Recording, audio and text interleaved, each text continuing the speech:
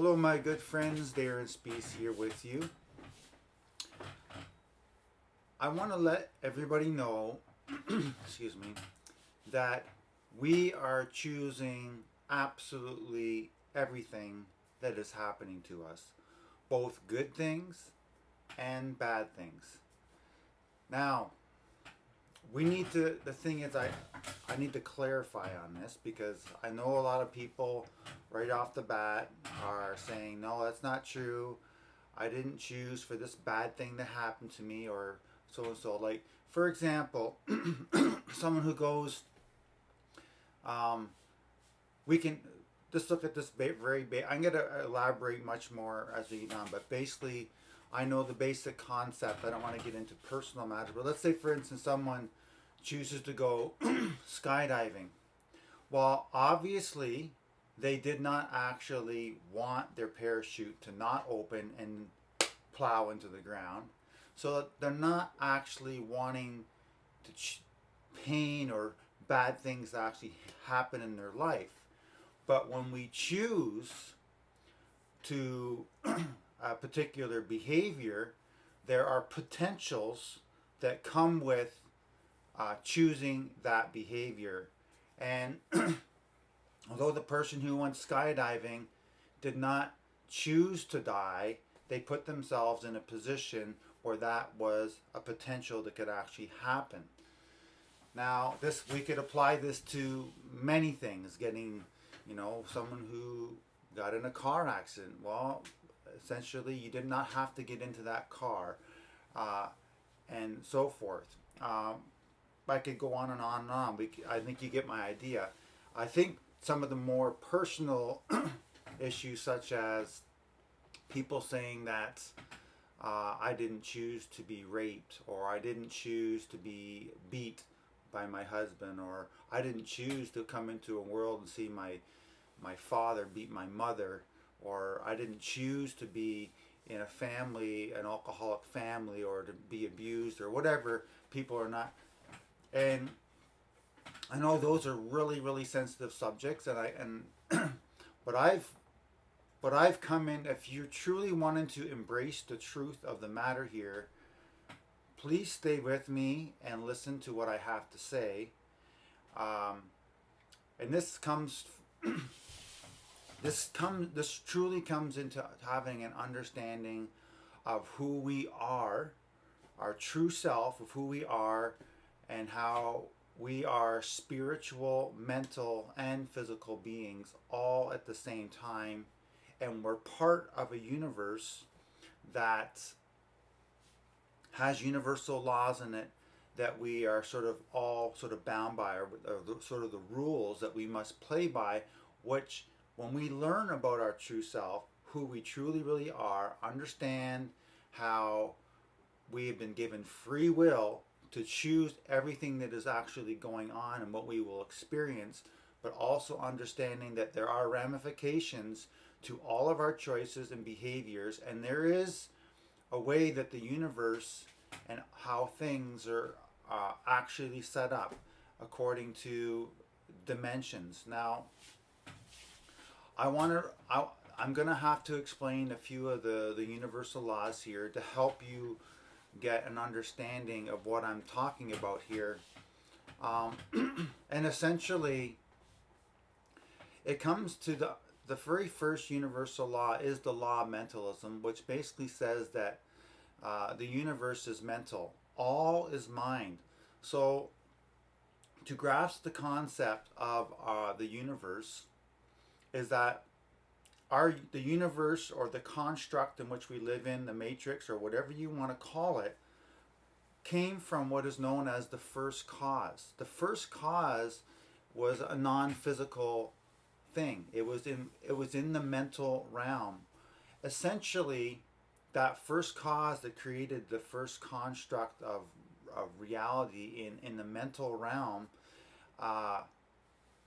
would be likened to the mind of God, or essentially a dream of God. And essentially what's happening is we are all within that mind of God. So essentially all is mind. All is in the all. So we're in the all, and the all is in us. And we're playing. So basically, we're in somebody's dream, um, God's dream. Call it the higher universal mind. And because we're inside of the higher universal mind, or God's dream, so to speak, or creation, we have, he or she or it is the architect of the dream. And the architect of the dream sets up the rules or the universal laws that exist inside of the dream that we must all abide by. So we have all these laws that are there. So this is where it's really, really important to understand the universal laws and how they exist and work. So essentially, we're inside of this mind of God, and we're under these universal laws. Now, the next law is the law of correspondence. And basically, what the law of correspondence basically says is, as above, so below, as within, so without. And what that is really talking about is basically saying is what's happening on one plane of existence is also happening on another plane of existence. Essentially, there are three planes of existence: the spiritual, the mental, and the physical. Now, remember what I said. Nothing is everything we see in the manifested or physical plane of existence first originated out of the mental plane of existence, the thought realm. There has to be a thought before that can be brought into creation. So everything came from there. But once it's all starting to move, basically all three planes of existence that we are experiencing right now are basically all mirrors of each other, just on different levels of subtlety. Now, and if you want to go a little bit further, just to try and understand that, is that and each of the three planes of existence sort of blur into each other.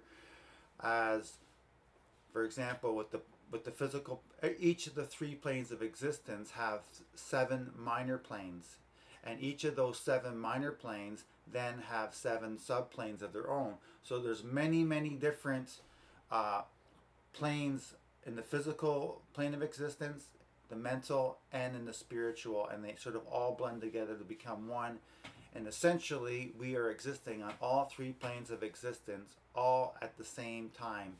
Quantum physics explains this as entanglement. So what I want to get at here is that each of these planes of existence have many different levels. Now, I also want to explain that even within the physical plane manifestation of reality, there are different dimensions stacked on top of each other, much like how oil floats on top of water. Now, the vibration of water is of a lower density than the vibration of the oil, because the oil is less dense, it sits on top, meaning it's of a higher vibratory nature. So the things that are happening, the things that are manifesting in the water are much different than the things that are happening in the oil. Now, understand that our plane of existence that we live in here on Earth has certain characteristics or certain vibratory rate. That's why everything shows up here, our physical bodies and things that we can touch and feel. Like all these things are manifesting here. Everything that's going on here in the world, we can physically touch and feel. So what I'm trying to say is, because of the things that our spirit and mental aspects of ourselves are identifying with, we have chosen to manifest in this particular vibration or on this particular plane of existence. We chose that by the behaviors or things that we identify with. Now, I want to explain to people that each thought, word, and deed has a frequency associated with that. Now, a thought, word, or deed can be of a balanced nature, in alignment, with the universal laws, or it can be out of alignment or unbalanced. And the things that are unbalanced are descending in nature, moving us into a lower vibration or a lower frequency or a lower plane of existence. And in those lower planes of existence, there are more unbalanced behaviors and things that are going on. The opposite is true. If you choose to identify with things of a higher vibratory nature, what's going to happen is you're going to begin associating with the higher dimensions where things are balanced, and there's not going to be a lot of unbalanced behavior. So what I'm trying to get at here is that we've all chosen to manifest into this physical realm of dimension, and because we're vibrating at this frequency, there is now what is known as a collective consciousness of the realm and everything that's going on here. Now try to understand this like we've all chosen to go in a pool. Now, the pool that we've decided to go into, everybody's splashing. So you're going to get a wave splashed on you from somebody else over there because they're in this dimension. So you're going to get hit with things that you didn't necessarily want. But you have to also understand that you chose to get inside this pool, or you chose to can't come into this plane of existence and resonate at this particular level. So because you chose that, you also have to deal with the collective consciousness that is here and realize what is actually going on. You're going to get, things are going to happen to you here regardless, because that's how this plane of existence is. If you're not happy with this plane of existence, it does take time. You have to basically drop your body. But the thing is, if we begin choosing higher vibrational behaviors, then we can start progressing and ascending above. Now, it might seem like a long time for this to happen. It might even take several lifetimes for that to happen. But if you become consciously aware of what is actually going on, who you are, connecting with your super consciousness, and super simply comes from a Latin word that means above. So super consciousness basically relates to the consciousness from above, or your higher self, so to speak. And the aspect of ourselves that deals with these physical avatars is what would be known as our lower self or our lower ego.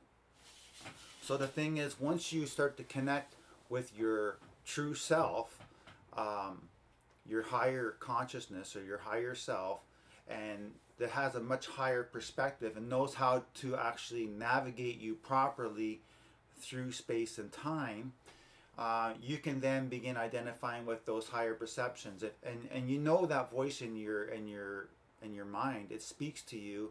And that's the voice most of the time we say, I don't want to worry about that, because we all become enslaved to our senses, and we want to enjoy the things associated with the physical body, the pleasures of life. But the thing is, to enjoy some of these pleasures, they also have potential dangers to them. Like the guy who wants the thrill of skydiving, he also runs the chance of his parachute not opening. That, for example. Now, this is really this is a really, really tough thing for us to wrap our heads around. But understand, this is what I gotta say, that in the higher dimensions, physical manifested dimensions, people who associate with higher balance ways that basically are aligned in love and compassion, you know what? That's a pool that people are not splashing about. They respect each other, they love each other, they help lift each other up, and they're there and they want to create balance and harmony with each other. Such a realm does exist, but we must choose that. We have chosen not that. We are now in this dimension, we've chosen to come here, and now we have to deal with the collective that is happening, and we have to deal with people who are actually still descending further and further down. They're going to continue down. Some of us will stay here, and some of us are trying to ascend up. So it's, all this stuff is happening all at the same time. So you have a choice between the dimension below you, the dimension above you. I'm talking about the physical plane of existence, different planes of existence, or you can stay here. Now, every thought, word, and deed, I told you before, excuse me, has a frequency attached to it. So you are constantly changing your vibratory rate, or your frequency, or your, what I would call your karmic blueprint. Just like your DNA is a physical blueprint of this avatar, you are always updating your karmic blueprint. And as soon as you drop this body, and this body gives out, your new karmic blueprint of the choices that you've made in this lifetime will manifest accordingly to the things that you've identified with. If you've identified with lower vibrational behaviors, you're going to manifest that accordingly, and you're going to go into a physical plane of existence that will represent that. If you've identified with things that are balanced, of a higher vibratory frequency, then you will manifest that. That's how that works. So essentially, for you to come into a physical plane of existence, you need to have a physical avatar or body to perceive the physical reality. Now, essentially, like for myself, this physical avatar was created by my parents. At the point of conception, the combined frequency of both my mother and father, when they joined together at that point, created an avatar that matched my karmic blueprint, or my frequency, which would hold my consciousness. Much like a lamp holds a certain wattage of light bulb, I have a certain wattage or energy pattern that I needed to hold my consciousness. So my parents were the perfect match for my karmic blueprint to manifest. And the karmic blueprint matches my DNA at the point when the avatar was created. So that being said, I came into the world, into this avatar, into a situation that was suited to my frequency. Unfortunately, in my life, I had, my mother was a very submissive woman in one sense, and my father was dominating and alcoholic and all these things, and beat my mother and all those things. I had a lot of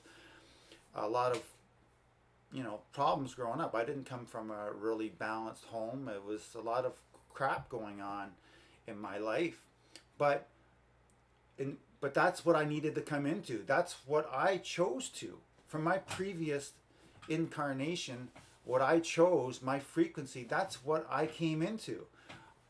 I didn't necessarily want that, but because of my frequency and the things that I actually identified with, this is where I manifested. So I chose from those things, my individual choices, what I made, that dictated where I would manifest and how I would manifest. And I came into that part of life. And I had a father that wasn't the best. He was an alcoholic, beat my mother, and it was never around. I had a lot of issues. So I came into that. Did I actually choose that? As far as, I didn't actually want that. I don't think anybody wants to have those pain and suffering, but the problem is that we're not aware of what we're choosing. And I'm trying to give you a key here, that what you're looking at and what you're experiencing and the things that have happened to you in your life, depending how you respond to them, if you respond to them with hatred and anger and you're fighting back, those behaviors in response that you're doing, if they're of a lower nature, you're choosing to stay here or even further descend down. If once you understand how the universal laws work, The universal laws are set up in such a way that balance is the place where life occurs. When you choose balanced behaviors, which are of a higher frequency, you're going to rise up. The love, love and compassion is an energy that we can identify with that lifts up. If an old lady falls down and you have compassion in your heart and you align with that and you help lift her up, you've just aligned yourself with the higher frequency of compassion. So you're raising your frequency. The more we do that, we raise our frequency. When we choose to say not hurt other beings, kill other beings, and put good things into our body that are balanced, that don't create disease, we are raising our frequency. With every thought, word, and deed, you are choosing your frequency. You are literally guiding your ship across space and time to a reality that you're choosing with every single thought. And hopefully that's making things clear. Now, this makes once you understand how this all works, you'll know that you actually have control. This is the way the universe has been set up. This is how free will has been bestowed upon us. Know that we did not bring ourselves into existence, but we were brought into existence through the mind of God. We have been bestowed with the gifts, the same gifts and powers of God, as God wants us to experience life in the fullest. But that gift, we must choose to accept that gift, and that is what free will is. So with every single thing that we do, we're choosing to either align with life or we're choosing to align with death, and we have to become aware of that. That will bring you into the understanding of who you are on all three levels, in the spiritual, the mental, and the physical. Then will bring you in to understand that all things come from mind, from the mental realm.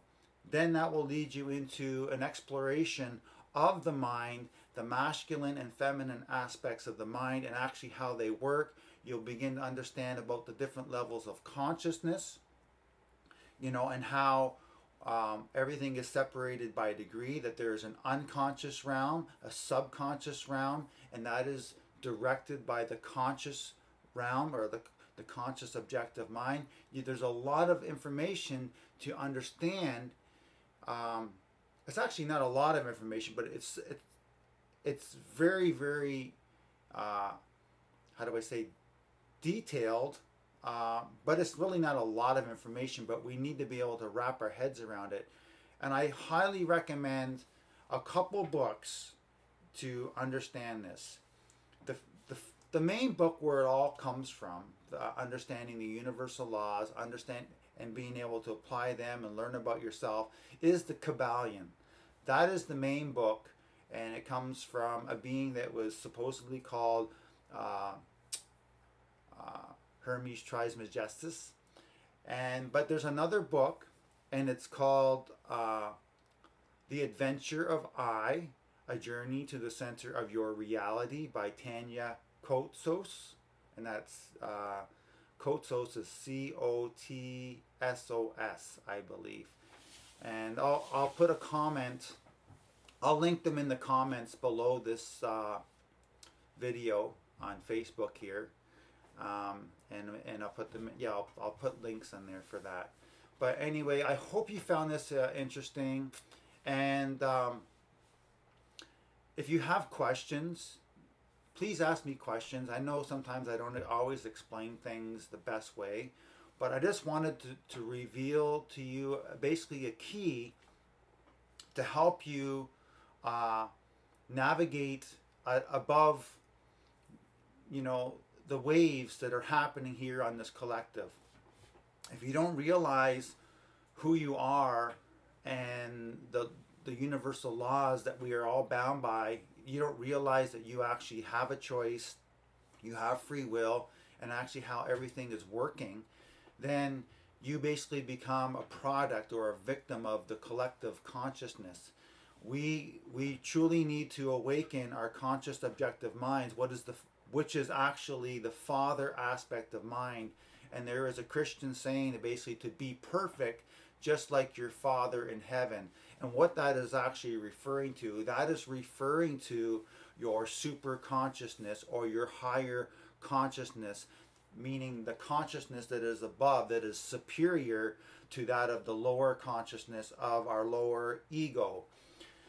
Anyway, there's so much more I could talk about, and eventually I will. I'm almost done my studio, and I'm going to be getting into talking a lot about these universal laws and how they relate into our chakras and sacred geometry and so much more, because it's about coming into a journey to know thyself, who we really are, to realize the true power we have within to control our own reality.